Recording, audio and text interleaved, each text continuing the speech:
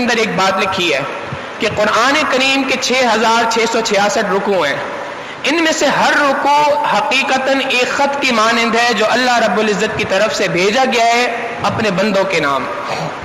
ہر رکوع ایک الگ خط کی مانند ہے. اب آپ ذرا غور کریں اور سوچیں اس بات کو. دنیا کے کسی بادشاہ کا خط ہمارے نام پہ آ جائے، سعودیہ کے بادشاہ کا خط ہمارے نام پہ آ جائے، ہم کتنے خوشی سے پھولے نہیں سمائیں گے. ہر کسی کو جا کے دکھائیں گے جی سعودیہ کے بادشاہ نے میرے نام خط لکھا ہے، مگر خط ہے عربی زبان میں.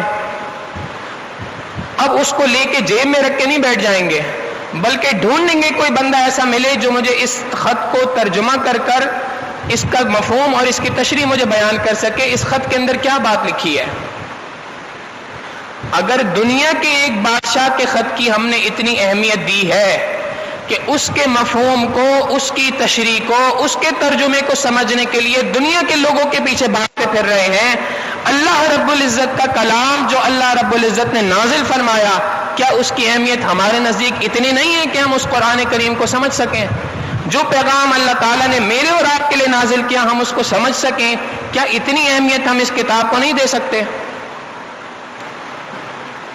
آپ ایک اور طریقے سے غور کریں. اللہ رب العزت نے انسان کو مختلف اعضاء دیے ہیں.